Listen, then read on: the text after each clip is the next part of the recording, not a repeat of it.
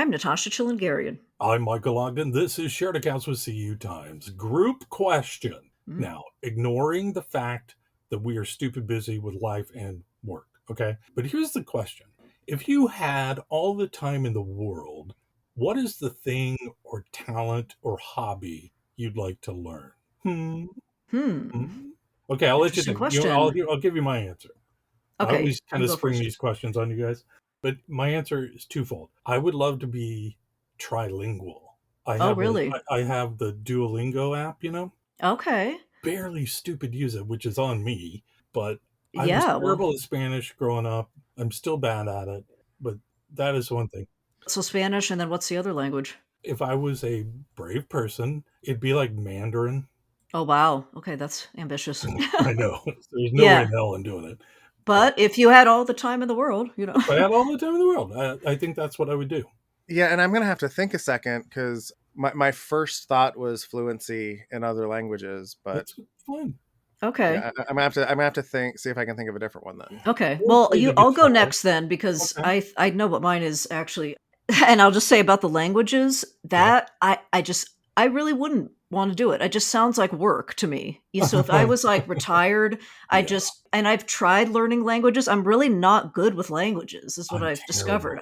I'm awful at it. It's really hard. It's like we can barely do the English language. I'm not even that great with speaking English. So I don't know. Natasha, you are not the only one. It's not really a joke. It's true that I took 8 semesters of French in college and 6 of them were French too. And how much can you speak now? Oh, none. None at all.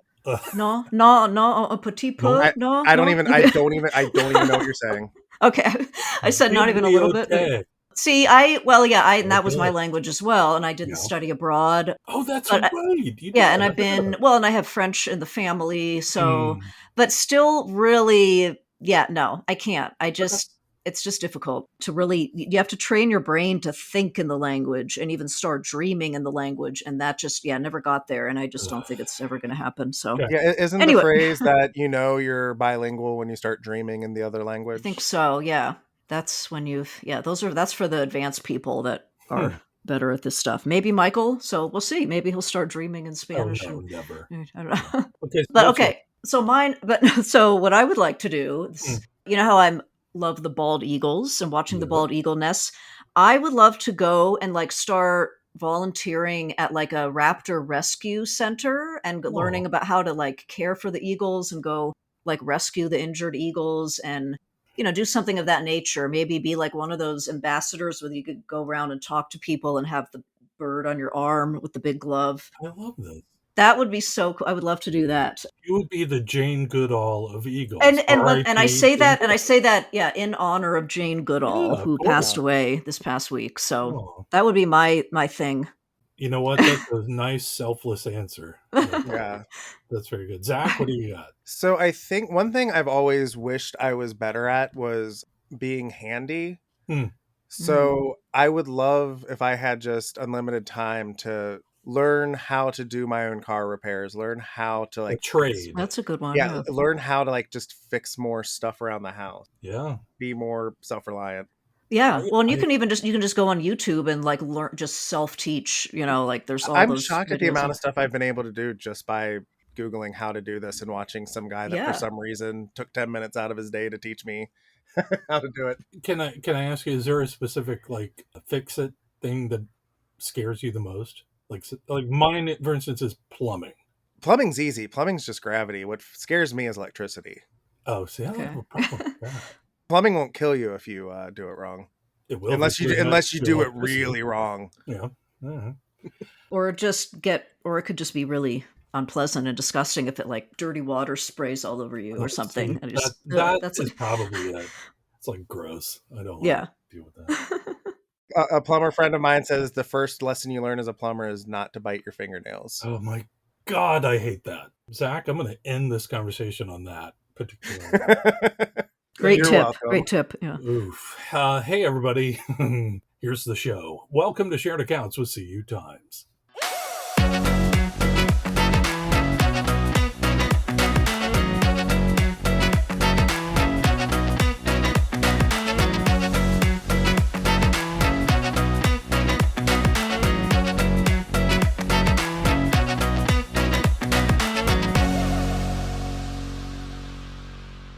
Coming up, we are chatting with Carrie Ostrom, AVP of Certification Services at CU Strategic Planning, and Dolores Lovett. She is board chair at FAB Church Federal Credit Union down in Savannah, Georgia. My goodness, she was great. We're going to be talking about the new CDFI rules and how it's actually playing out in real life. First up, we have to take a break from the week. Checking with Natasha.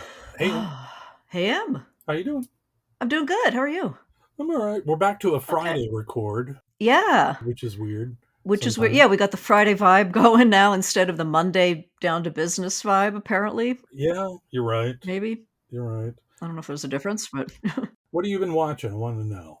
Yeah, I just watched a new series. I got through, I think, the whole thing this week. Is 8 episodes. Wayward on Netflix. This is a new... Toni Collette? With Toni Collette, yes. So that's and that's kind of what appealed to me about it. I love Toni Collette, and she just does so many good, like, creepy, weird stuff. Obviously she was in Hereditary, which I believe is one of your favorite horror films. Oh my gosh, it's so good. Yeah, so she's great. So yeah, I watched it. And I was curious about it because it's like a psychological thriller. Love those. It's about one of these academies for troubled teens. Mm-hmm. That's the theme and the premise, and this weird things going on in this small town in Vermont. And yeah, it stars, and I guess it was written and created by this person, Mae Martin. Oh, Mae Martin, sure. Yeah, I didn't know about them before, but I thought they were great. I love the character. It was like they played like this person who kind of comes in to try to save the day, like as a small town cop. So yeah, I finished that, and yeah, I had a lot of fun with it. But it was funny because then sometimes after I finish a movie or a series that's particularly like interesting or weird, I'll go and read reviews about it like after, because I don't want any spoilers. Yeah. And everything about it was that it was so bad. And I was like, was I like off when I thought I liked it? Or maybe it was bad. I couldn't really tell by the end, but like one review said that like, oh, this is one of those series on Netflix where they'll hook you in by being really intriguing in the first couple episodes, and then the story will just fall apart. But they have you hooked because people want to see how it turns out. And then you end up spending more time on the platform and give them what they want. I don't know if that's what happened, but it did end.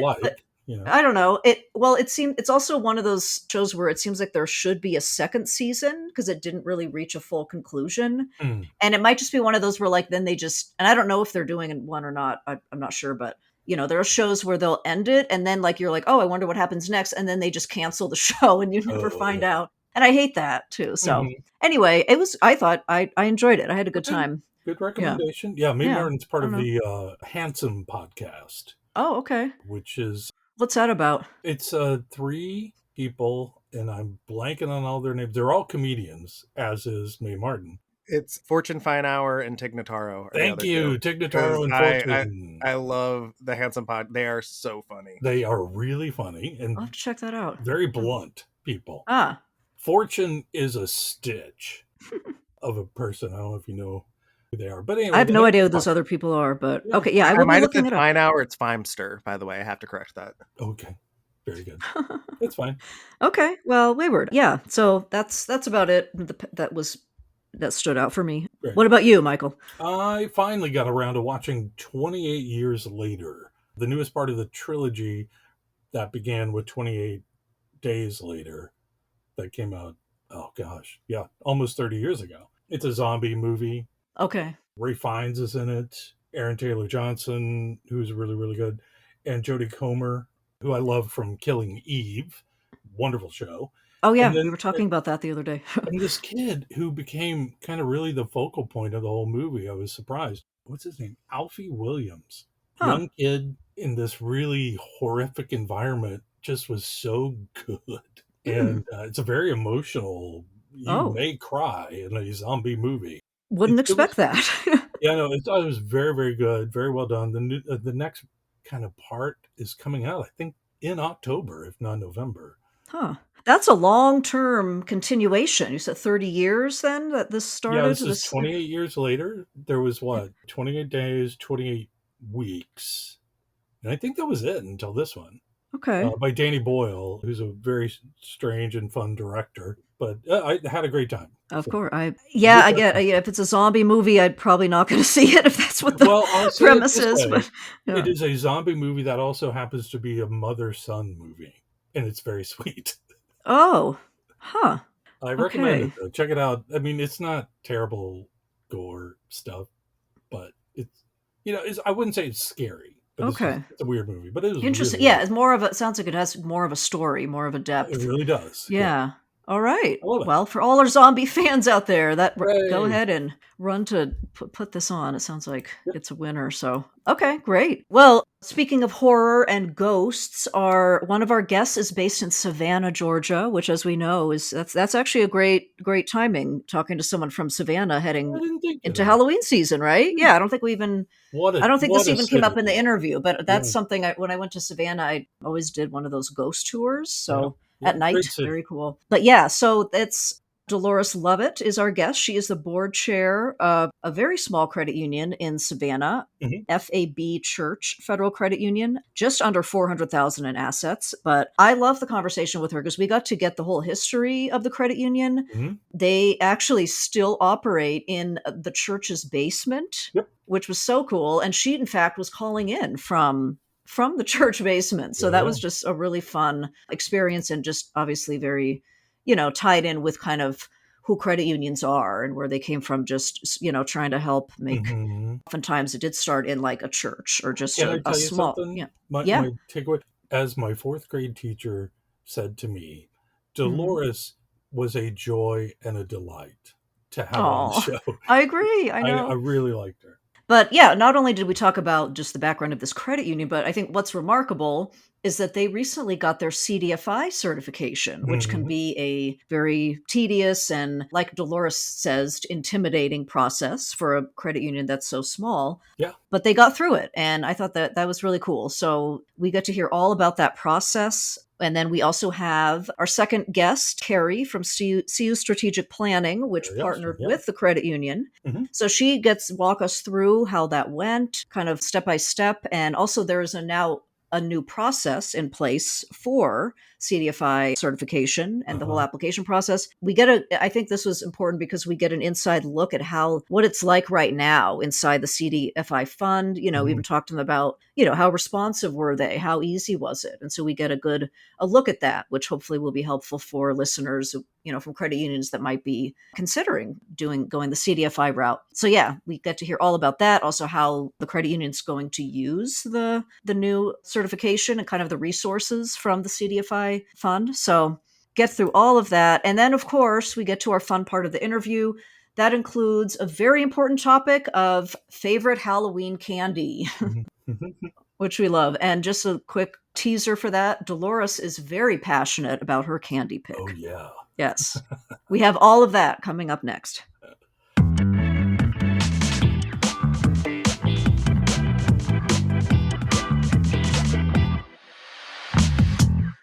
Joining us in the virtual studio today is Carrie Ostrom, AVP of Certification Services at CU Strategic Planning, and we also have Dolores Lovett, Board Chair at the Savannah, Georgia-based FAB Church Federal Credit Union. Hey, Carrie and Dolores, how are you doing? Welcome to Shared Accounts.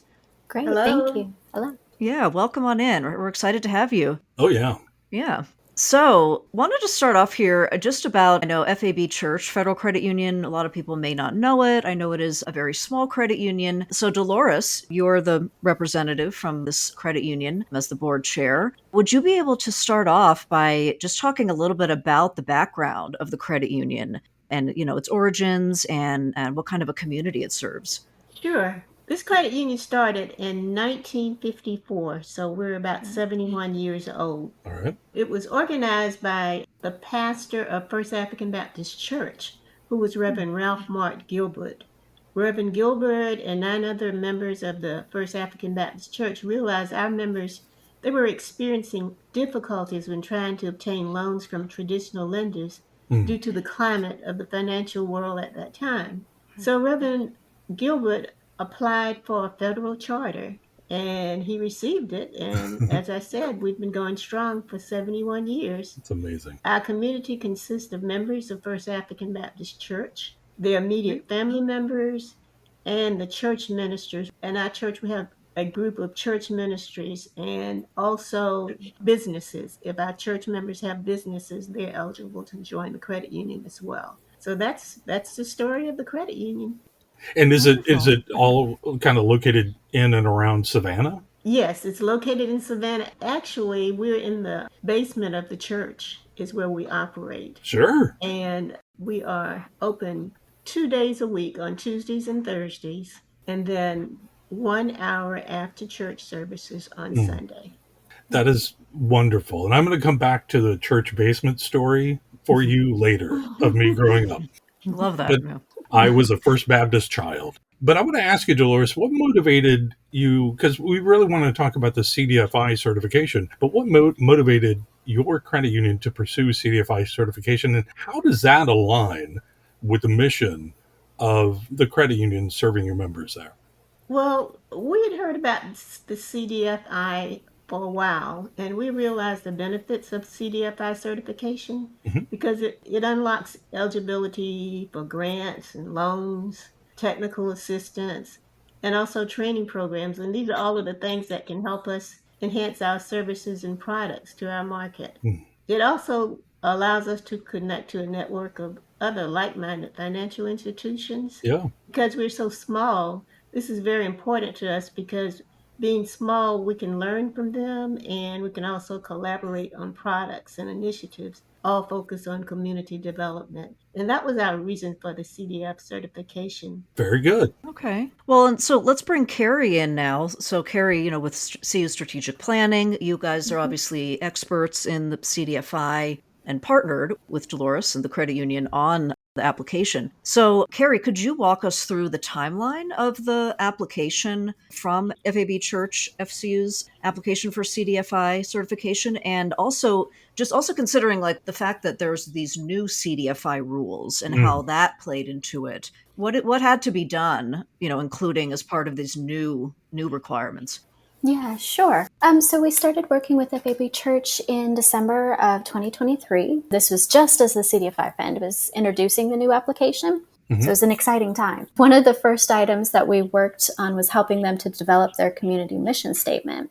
Their current mission statement for the credit union is great, but they also needed something approved by the board that expressed its dedication specifically to community development and to serving low-income or underserved populations.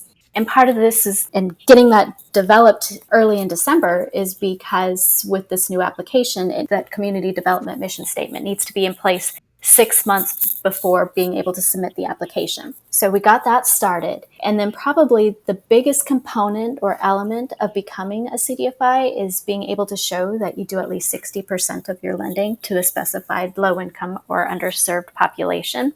And that's what's referred to as a target market. Mm-hmm. And it's often hard for credit unions to know exactly which loans qualify. And we have an analysis or staff that will take a look at the loan reports to determine that. So we completed that analysis for FAB Church in the first quarter of 2024. And during this time, we're still learning as the CDFI Fund was providing more details and information about the application as more questions were coming up. So we were continuing the process of learning the application while we were working with them. Additionally, we ensured that their governing board was representative of that target market. Mm-hmm. If it hadn't been represented, one of the new things that we can do with this new application is create an advisory board that shows that representation and meeting those criteria that's outlined in the application. So throughout 2024, the fund provided guidance and information about the application sections. There were a lot of changes and new policy requirements, and we needed to make sure that we were able to document that for FAB Church and make sure that they were meeting all of them. And they were. And so we were able to complete that application and finalize that submission in December of 2024. Excellent. Real quick, I'm just curious, Carrie, with the different credit unions you work with, is this credit union, just knowing its size, I think it's just under like 400,000 in assets. Is that common? Do you work with a lot of credit unions of that size? They're probably one of the smallest that we've worked with, but we have worked with various sizes from small to large. No, just curious. Yeah. Oh, that's awesome though. Yeah. Okay. Carrie, can I ask about some of the hurdles through the process or any particular surprises from that submission period of just this past December to what is it called? Conditional approval in March? Right, sure. Yes. So I guess some of the hurdles were just mostly in learning what the CDFI was looking for in some of the questions, Okay. which, like I said, they continue to provide updates for with publication of FAQs and updated application materials. The fund had added more scrutiny around things like overdraft and NSF fees, not banning them from the credit unions, but the credit unions needed to show how these practices aligned with their mission. And so there was narrative sections that we completed in the application for that. They've also clarified expectations on ethical lending, like discouraging debt sales and requiring adjustable rate mortgages to be underwritten at their highest potential rate, and items like that. And so for most credit unions, that's already business as usual. Yeah. So it's more just about documenting those policies than changing operations. So I think, getting the take on that and understanding what the CD5 fund was looking for was probably the biggest hurdle in it all. Well, can I ask, have they been proactive or at least consistent with communicating? Yes, they have been hosting monthly calls Okay. where they go through each of the different sections and topics and then allow time at the end of the call for people to call in with questions or write in questions that they'll address. And then anything that looks like it needs to be, taken to the next level and publicated, they'll do so through an FAQ or updating their application materials. Okay, great. Great to hear. Because again, kind of the reason we're having this conversation, having you and Dolores on, is the process has been a little squishy. And we love hearing the experience and want to share this with the wider credit union industry. That's why we want to have you all on to kind of explain what's going on out here. What's the reality? So Yeah, sure. Yeah, exactly. Okay, great. Well, so I wanted to bring Dolores back in. So just talking about this whole process with the application, going through all of that, what was it like on your end for your team and your board? And I mean, was the process like intimidating at all? Or were there any challenges that you felt you had to overcome on your end? Or what was it like for you? Well, yes, it was intimidating Yeah. because we're so small and Yeah. there were terms that we had never heard before, things that we had to do that we'd never done before. It required a significant amount of work and data collection. Okay. But we were fortunate to have the financial support of a grant that we received from NCUA, and that covered the cost of the services. And we were able to contact CU Strategy Mm-hmm. and for their services, and they provided excellent professional services, and they guided us through the process. They assisted in ensuring that we stayed on track with everything that we did and was required was accurate and complete. And that was very important because we're an all volunteer credit union. Even the two staff members are volunteers, Oh, and we really? work Yeah. we work part-time. So the hand holding that we got from CU strategic planning was very much appreciated because without them, we would not have been able to get the certification. Good job, Carrie. We're so indebted to them for their patience, their dedication, and they would call us to make sure that we stayed on track. Yeah. If the data wasn't exactly right, or if the wording in a particular topic wasn't right, they would come back to us and explain why it wasn't exactly what we should have used, the words we should have used. Sure. They Sure. would come back to us and help us with that. And they just made sure that we stayed on track, but they did it in a very calming way so that we didn't feel overwhelmed or intimidated. Yeah. And Nice. so, like I said, we're very grateful to them for their help. Well, let me ask you, Nice. Dolores, besides adopting Carrie as your newest daughter, what it sounds like, but what does this mean, receiving this certification for FAB and your members today and even for the future? It's really a validation of our credit union's primary mission, which is to promote community development to low income communities. Uh-huh. And then it enables us to address the unique needs of our members because our members do have some very unique needs. And they also some of them lack access to traditional financing. Mm-hmm. So we would like to provide with the grant, not the grant, but the certification training, financial literacy training, training on budgeting, Yeah. financial security, and then to help them with creating up generational funds for their children and their children's children. So that's Mm. something we have to teach them how to pass on that generational wealth to their children and their grandchildren, Yeah. etc. So We have a lot of things that we're planning on doing, and we're so excited about this because we feel like now we can compete with some of the larger credit unions in our area. Yeah, absolutely. That's wonderful. Yeah. Nice. So, Dolores, that sounds really exciting. So, you talked about like building that generational wealth as part of one of your goals. Anything else you wanted to talk about is like how do you envision using the CDFI resources that you'll have at your disposal now, a little more specifically, to say expand your credit union services or lending, and also perhaps its community impact throughout the community? Well, first of all, we're just so, as I said, we're so excited about the CDF certification because it has Yeah. opened up a window of opportunities for us as far as connecting with other organizations, financial institutions. We've been in talk with government agencies here in Savannah, and that just gives us a little bit more credibility when we can say we're CDFI certified.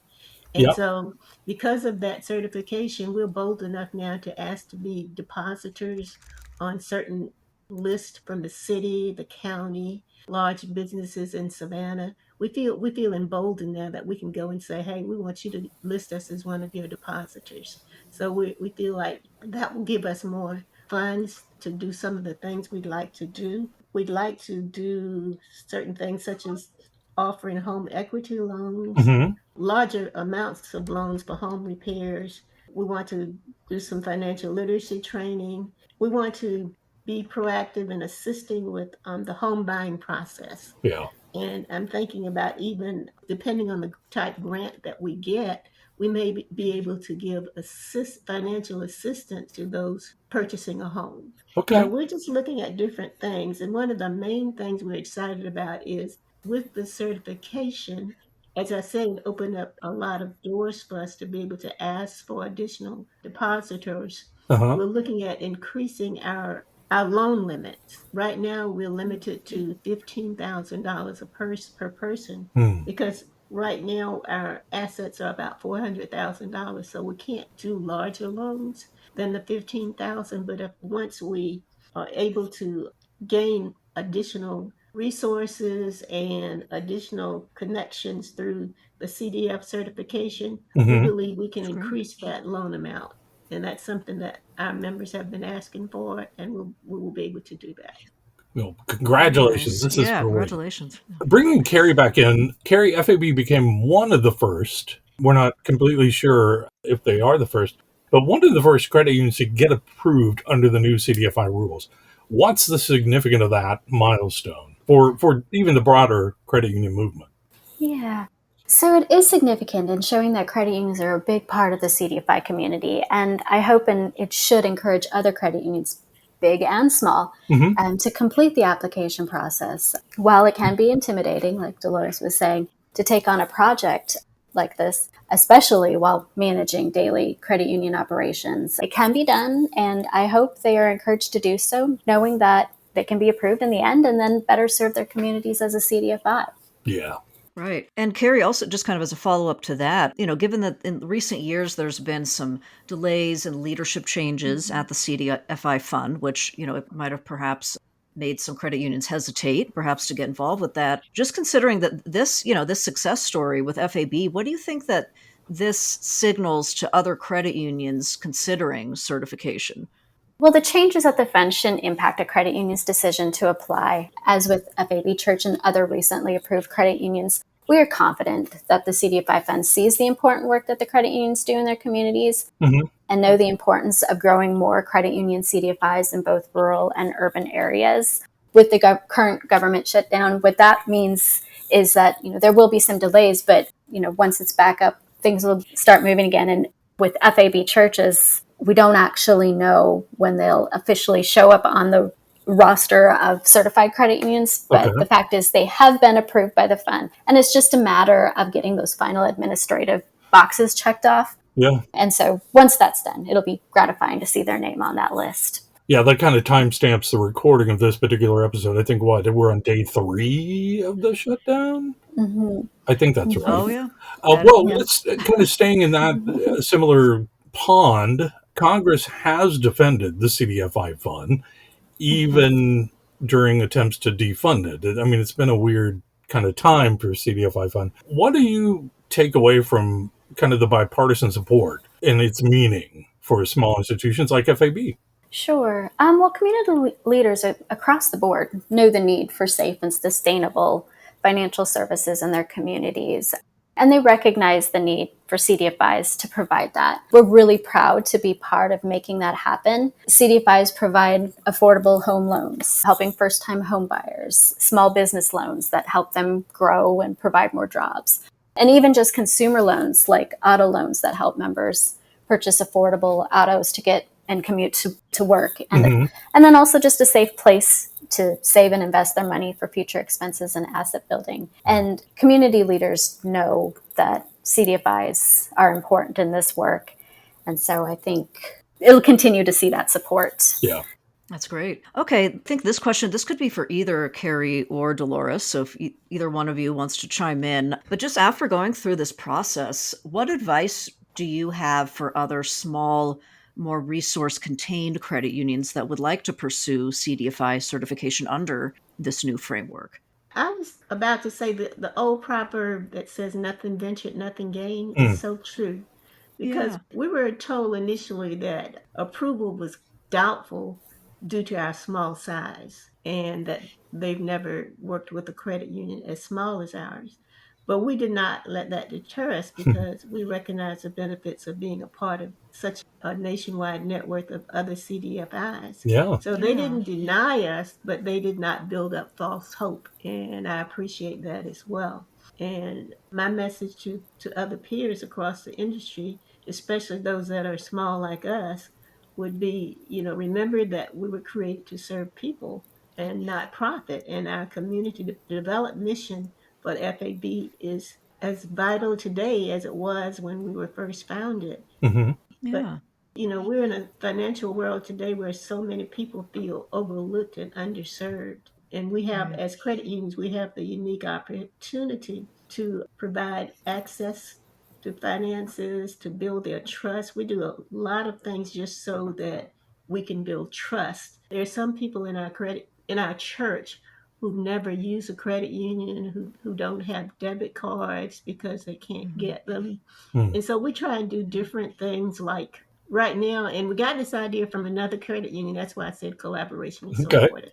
But we do what is called a birthday loan, and we allow our members to apply for a birthday loan. And it's small, it's $500, but it's no qualifying or anything. Yeah. So we feel like everybody has a birthday at one point in time, whether it's your birthday or not. Get it for your kid's birthday or a friend.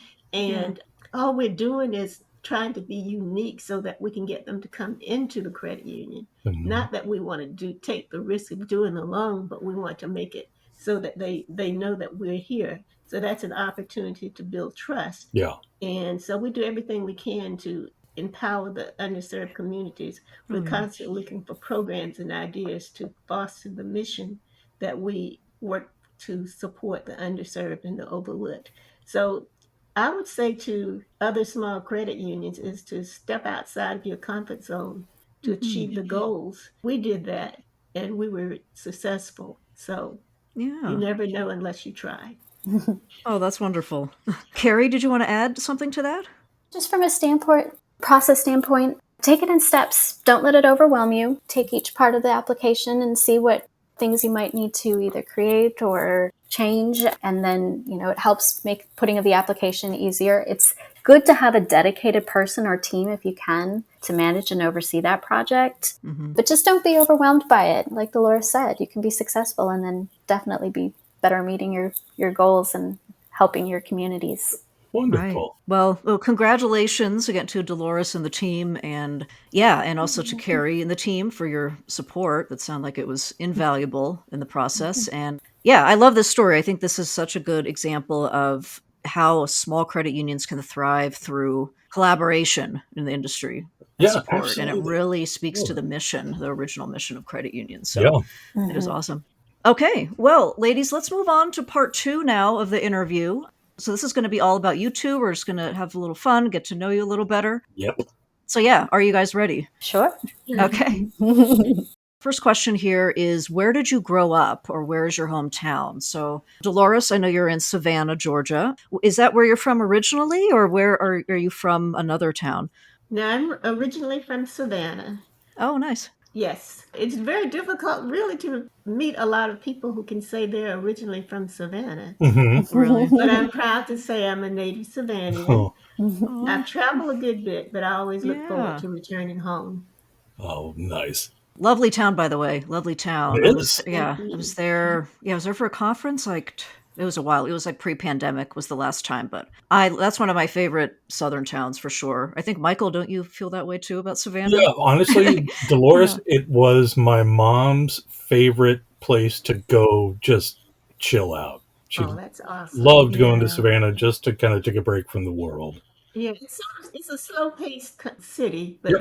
there's still a lot to do, and it's the historical city. If you like history, Oh, yeah. old Oh, yeah. buildings, and stuff like that, it's a wonderful city to visit. Very good. I totally Yeah. agree. Carrie, what about you? I am from rural small town Rugby in North Dakota. I'm here now. I've lived here now as well, but I lived in Seattle for about 20 years, and I just came back and relocated for a little while to help family. Of course. But it's a small town, about 40 minutes from the Canadian border, in kind of the middle of North Dakota. Oh, yeah, you are up there. I forgot. Yeah. Well, okay, I want to ask you both, kind of since you're both in your hometowns. Dolores, what was your high school mascot? Our high school mascot was a Wolverine. Oh. Most people go a Wolverine, but a Wolverine looks like a small bear, has a stocky body, Yep. bushy tail, Yep. and it can be ferocious, when it's attacking its enemy. Of course. And Yeah. that's the way our high school football team felt. They felt like Wolverines. Yeah. Even though Wolverines are usually brown, our school mascot was blue, but it's okay. Second question on that, Dolores, and I'll ask you the same, Carrie. Are Wolverines around Savannah? No. Okay, I didn't think No, so. they're not. Okay. Okay, Carrie, what was yours? Panther. Really? Black Panther. Same at my high school in Arkansas. Also not known for having panthers. Do you have like rough Canadian panthers roaming around there? No, there might be a few wildcats in the trees or something, but I don't think that they're Black Panthers. Fantastic. I love this. So funny how you imagine how do they pick these, who's responsible for picking the mascot, and what were they thinking at the time? Yeah. Okay, next question. So it's beginning of October now. We're going to be approaching Halloween very soon. It's that whole spooky season. So I wanted to ask each of you. So first, Dolores, do you have a favorite Halloween candy? I sure do. My favorite Halloween candy is candy corn. Very nice. I like that. I know that's a little controversial. Some people think, I don't know. They think it's like too much sugar or something, but I love candy corn, and I also love the pumpkins. They're like little pumpkins, but they're like candy corn. What is it about candy corn that you like, Dolores? Well, I like the taste, of course. Yeah. It's a lot of sugar, but I still like it. I like the size of it. They're just easy. They're small. You can put them in your mouth. You eat one or two at a time, or you can eat 4 or 5 at a time. That's right. Okay. And I don't know if you noticed, but the color, they have the fall colors on They it. do. So yes, that's a good point. Yeah. Yeah. So I love candy corn. And so I look forward to this time of year so I can eat it. Great. I concur. Okay, Carrie, what about you? Do you have a favorite Halloween candy?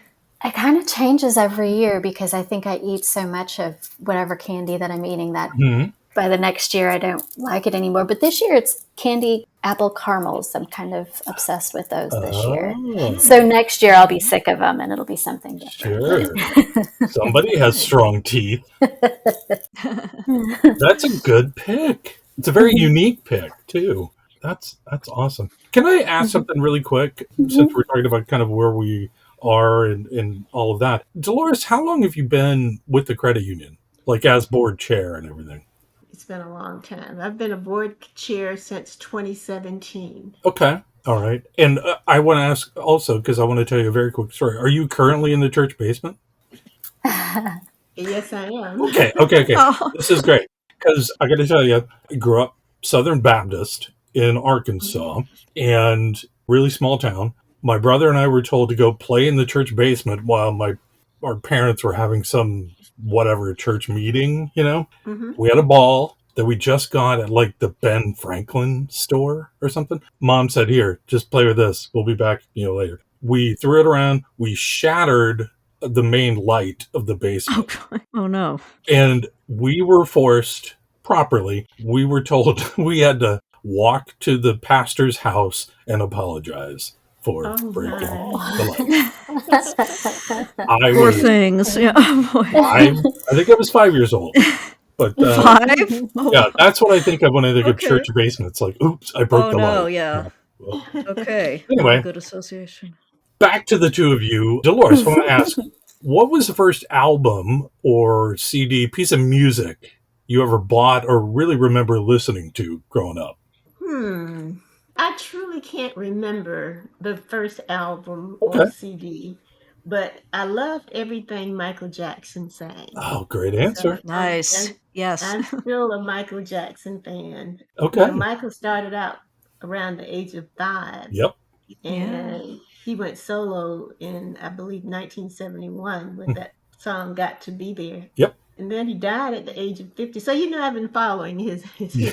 Yeah. Of course, His songs, we still love his songs today. His songs are timeless. Sure. And absolutely. And then when you watch his dance, it's like watching art in motion. Yeah. So I would have to say that Michael Jackson is great answer. Did you ever roller skate to Michael Jackson? No, I never did that. Oh, okay. Not brave enough to do that. I did a lot as a kid. So, okay, great answer. Carrie, what's the first album, CD thing, just piece of music you first bought, remember listening to? Cyndi Lauper, She's So Unusual. Great album. 1983, 84, yeah. Great album. Girls got to have some fun, right? Absolutely do. Wonderful answers. Great answers. And so it's still a great song. Still so catchy. It is. Yeah. Okay, Michael Jackson, Cyndi Lauper, wonderful answers. And all right, final question. We always end with this question. So first, Dolores, what was the last movie that you watched? The last movie I watched was called The Senior, and it's currently playing in theaters now. So I saw it about a week ago. Okay. It's based on a true story about a college football player who got kicked out of college for fighting, but he returns to his alma mater at the age of 59 to play again. And this is a true story. He made the team, and the team won a very important game. And at the end of the movie, you know how they would interview some of the stars of the movie. Well, in this scenario, they interviewed the actual person that the story was based on. Oh, nice. And his message was, he said, anything is possible. That was the last thing he said at the end of the movie. I'm looking it up, and it's Michael Chiklis and Mary Stuart Masterson's in it. Yes. Okay. I'm going to put it on my list. Yeah, very nice. It's a good movie. And when he said anything is possible, that's the way we felt when we decided to apply for the CDF certification. Yeah. I was thinking just how that's a great connection just to the credit union story as well. Inspiring words. So, okay, great. Carrie, what about you? What was the last movie you watched? Well, oh boy, that's a trick question for me. I think we have to change the question to what was the last movie you slept through, because I have a habit of falling asleep during movies. Yeah, okay. We're not going to judge. Yeah, go ahead. I think the last one I fell asleep to was some Liam Neeson action film, Ice Road or something like that. So I'm not doing him any favors by promoting. Okay, so we can't ask you if you recommend it. Then apparently, probably not. No. I love this. Well, that's what happens. When you've got a busy life. It's like, all right, let me just put this on and relax, and then you're like, what's happening? Yeah. Okay. All right. Well. Thank you so much, ladies. This was a lot of fun. We really enjoyed hearing your story. Again, just so true to the credit union mission. We love that so much. So Carrie Ostrom, AVP of Certification Services at CU Strategic Planning, and Dolores Lovett, Board Chair at FAB Church Federal Credit Union. Thank you both so much for coming on the show today. We appreciate it. You're welcome. Thanks for having us. Dolores, yeah, thank you. And to all of our listeners, thank you for downloading today's show. Please subscribe to Shared Accounts with CU Times in all the normal podcast places, and please share our episodes with everyone you know, coworkers, relatives, friends, pets. You get the drill. Anybody, Liam Neeson. Yeah. Feel free to rate us too. 5 stars only, as always. Thank you so much to our producer, Zach Nyheisel. Thanks, Zach. Join us again next week for a new episode of Shared Accounts with CU Times. Until then, thanks for listening.